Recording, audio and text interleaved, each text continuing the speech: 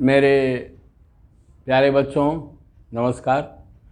बेटावर क्लासेज में मैं अरुण कुमार राय आपका स्वागत करता हूं।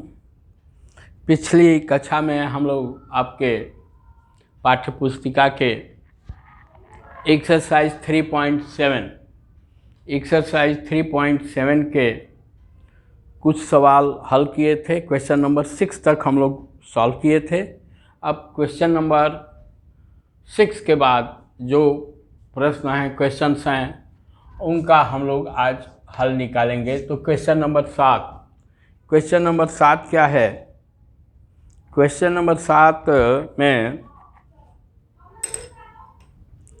क्वेश्चन नंबर 7 है आपका 3 टैंकरों में क्रमशः 403, 434 और 465 लीटर डीजल है। ठीक, 3 टैंकर हैं जिनमें 403,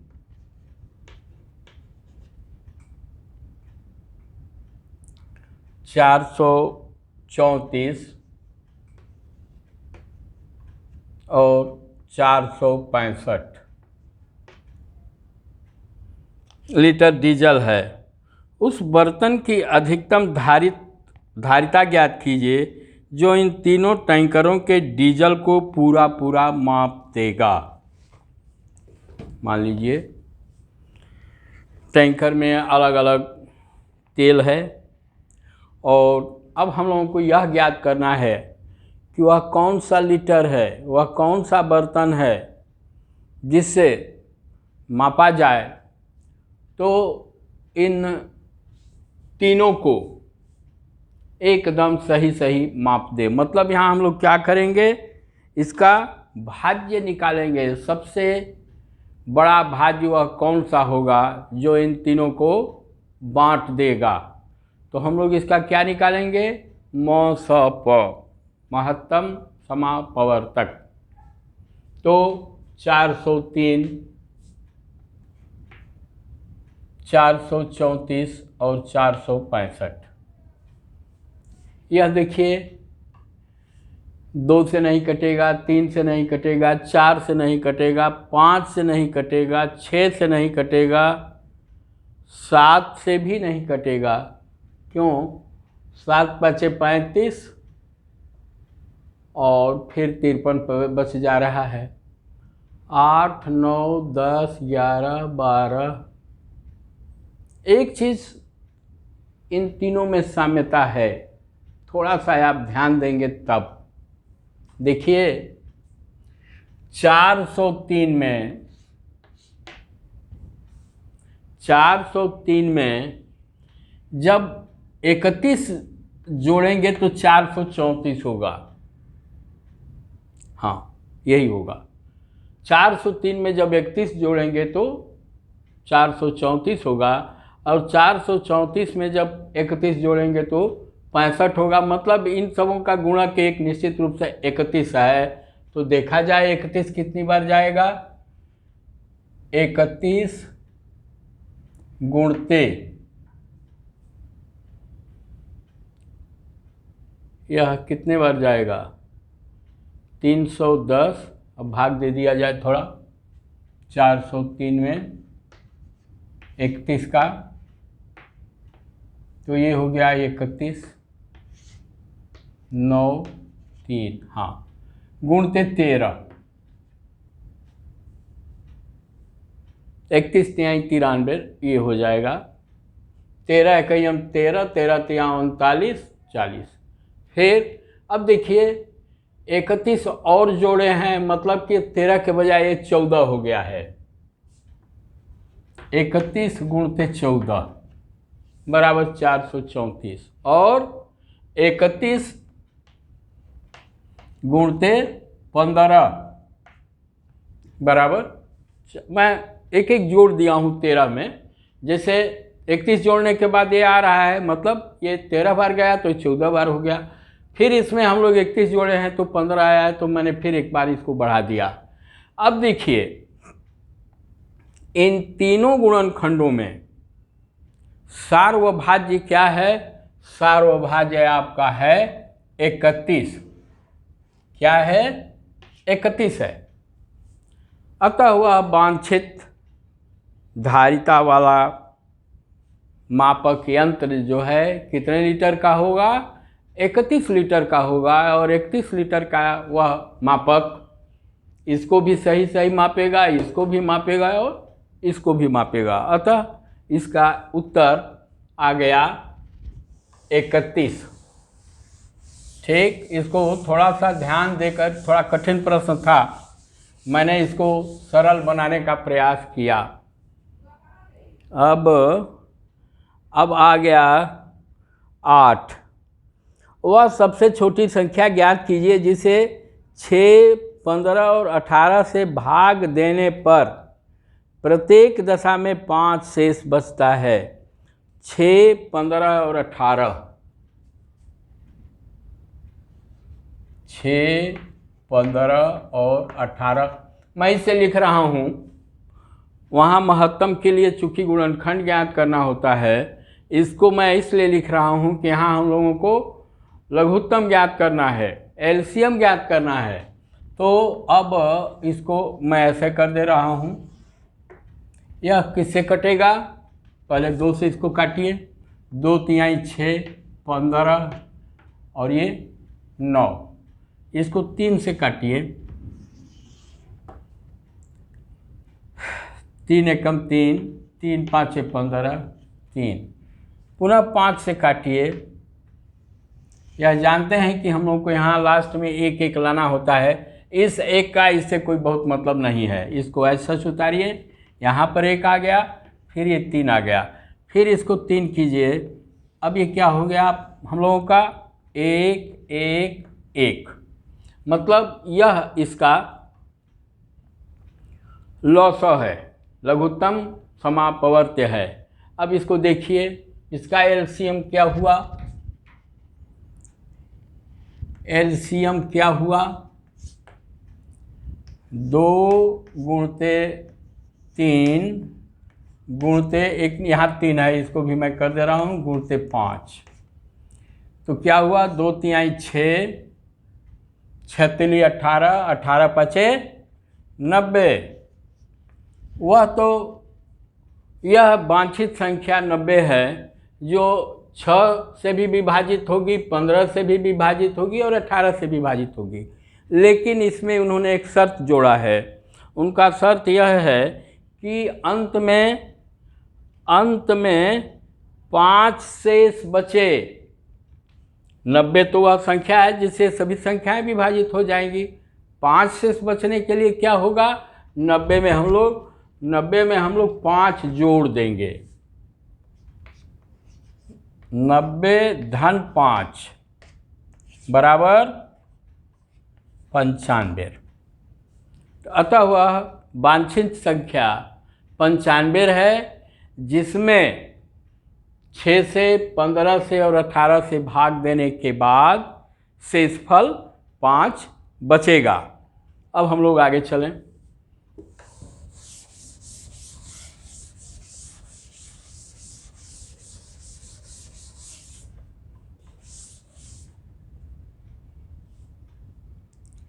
अब आगे क्या है? आगे 4 अंकों की वह सबसे छोटी संख्या ज्ञात कीजिए जो 18, 24 और 32 से विभाज्य है। 4 अंकों की वह सबसे छोटी संख्या ज्ञात कीजिए जो 18, 24 और 32 से विभाज्य है। 4 अंकों की है, राइट। तो 18, 24 और 32, तो हम लोग क्या करेंगे? गुणज ज्ञात करेंगे। किसका? 18, 24 और 32। मतलब इसका भी हम लोग क्या करेंगे? एलसीएम ज्ञात करेंगे।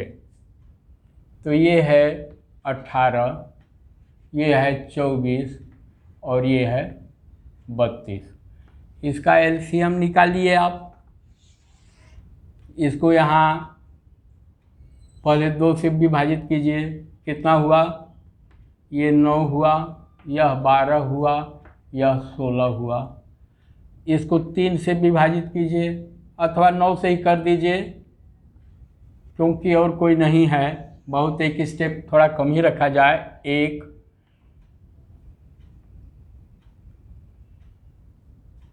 नहीं बच्चों, ये गड़बड़ हो जाएगा। 3 से कीजिए, 3, ये क्या हो जाएगा 4, और ये हो जाएगा 16। फिर इसको 3 से कीजिए, ये क्या होगा 1, ये 4 और ये 16। फिर इसको 4 से कीजिए,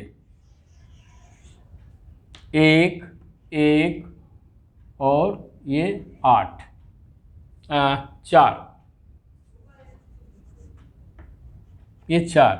फिर इसको 4 से ले लीजिए, तो ये क्या होगा 1 1 और 1। अब ये इसका हम लोग एलसीएम ले लें। क्या ले लें? एलसीएम। एलसीएम एलसीएम इसका क्या होगा 2 गुणते 3 गुणते 3 गुणते 4 गुणते 4। ये क्या हो गया 2 तिहाई 6,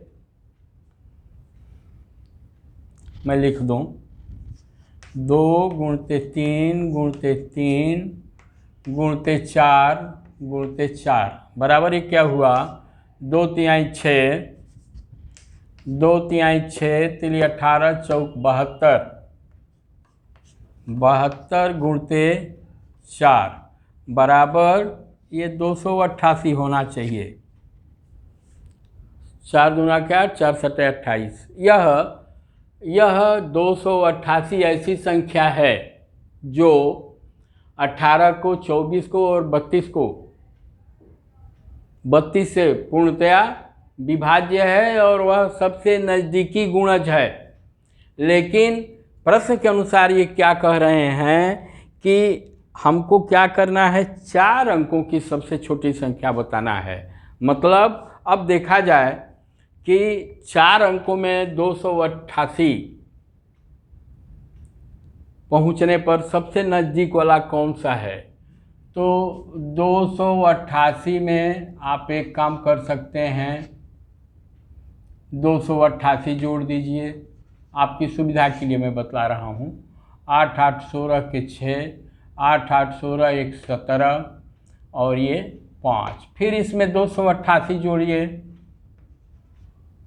ये क्या हो गया 8 6 14, 8 8 16 के 6 हासिल 1, 6 और 2 8, मतलब 864 तक तो ये 3 अंक में है। फिर इसमें 288 जोड़ा जाए, 288 तो ये क्या हो गया 8 4 12 के 2, 8 6 14 1 15 को 5, 8 2 10 1 11। मतलब 4 अंकों की वह सबसे नज़दीकी संख्या सबसे छोटी संख्या 1152 है, जो जिसमें 18 24 और 32 पूर्णतया विभाजित हो जाएंगे। तो यह क्वेश्चन नंबर आपका 9 था। अब देखें 10 और 11 2 प्रश्न और हैं आपके इस प्रश्नावली में। क्या है भाई 10 क्या है, निम्नलिखित संख्याओं का लसक ज्ञात कीजिए जिनमें एक संख्या सदैव 3 का एक गुणक हो। अब देखिए क्या क्या है 9 4 12 5, एक है 9 4, दूसरा 12 5, 6 5 और 15 4। निम्नलिखित संख्याओं का लौसक ज्ञात कीजिए जिनमें से एक संख्या सदैव 3 का एक गुणज हो।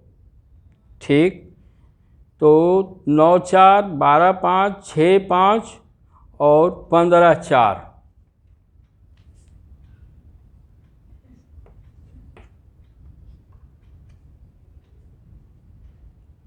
15 4।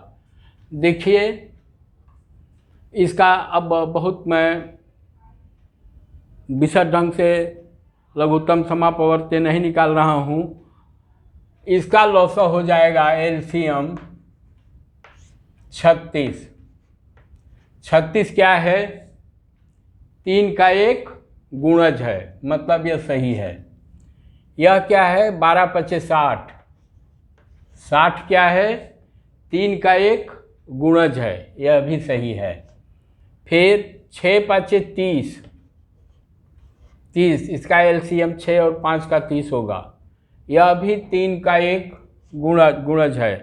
फिर 15 चौके 60, इसका एलसीएम होगा 60 और यह भी एक 3 का क्या है? गुणज है, मतलब सभी 3 के गुणज हैं। अब क्वेश्चन नंबर 11।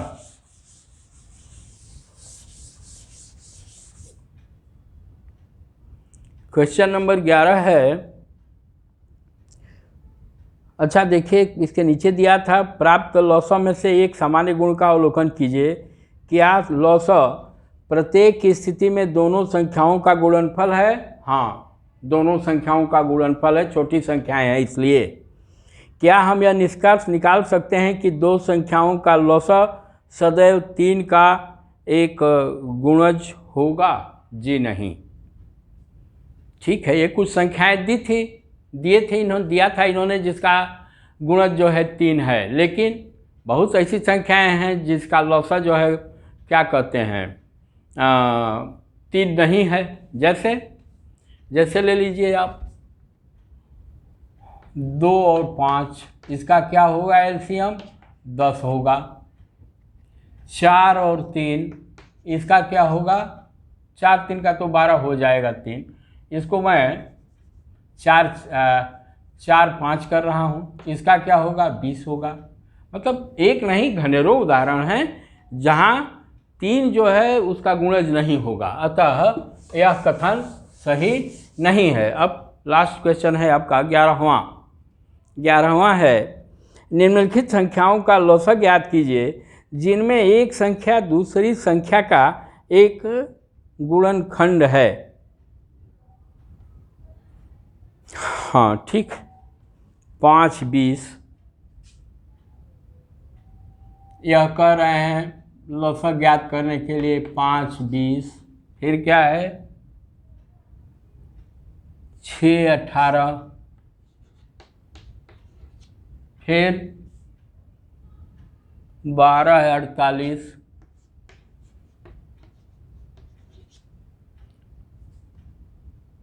और 9 45। अब ये क्या कह रहे हैं? दूसरी संख्या का एक गुणनखंड है। प्राप्त परिणामों में आप क्या देखते हैं?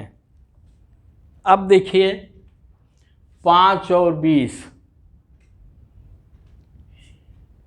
इसका गुणज 20 है, सबसे छोटा गुणज 20 है। 20 जो है 20 को 5 भी बांट सकता है, 5 भी उसका एक भाज्य है, और 20 तो स्वयं कितना ही बड़ी संख्या है, वह 1 से और स्वयं से निश्चित रूप से विभाजित होती है, वह स्वयं उसका एक वह संख्या भाज्य होती है। वैसे ही इसका भी क्या होगा? 18 ही होगा, सबसे बड़ी, चूँकि इसका एक गुणनखंड है। कहने का मतलब यह है कि छोटी संख्या इस संख्या का एक गुणनखंड है। क्यों? यहाँ पर 4 गुणते 20 को हम लोग क्या लिख सकते हैं? 5 गुणते 4, 5 गुणते 4। अब यह छोटी संख्या जो है 20 का क्या है? एक गुणनखंड है।